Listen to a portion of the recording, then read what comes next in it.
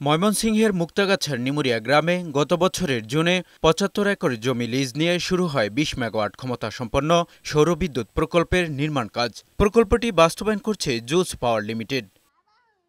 ইতোমধ্যে সম্পন্ন হয়েছে মাটি ভরাটের কাজ।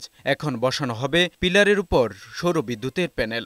স্থানীয়রা বলছেন, বিগত ২৫ থেকে ৩০ বছর ধরে তাদের জমি পতিত পড়ে থাকলেও সোলার প্রজেক্ট হওয়ায় প্রতি বছর ভাড়া পাচ্ছেন। কর্মসংস্থানের সুযোগ হয়েছে অনেকের। এখানে আমার ৪ একরের মতো জায়গা আছে। এখান থেকে গত ৩০ বছর যাবৎ এখান থেকে আমি কোনো বেনিফিটেড না। প্রজেক্ট গত ৩ বছর যাবৎ আসছে। এই ৩ বছর যাবৎ আমি রেগুলার প্রতি বছর ভাড়া পাচ্ছি। সোলার হলে আমাদের বিদ্যুৎ সংকটটা এটা আমাদের ঘাটতিটা আমার পূরণ হবে। এর জন্য আমরা এগুলা ভাড়া দিয়ে আছি। আর আমরা যে ভাড়া এই জমিনে কবে দান পাইছি এটা আমাদের মনে নাই। জনপ্রতিনিধিরা বলছেন, সোলার প্রজেক্ট থেকে উৎপাদিত বিদ্যুতে মিটবে স্থানীয় চাহিদা।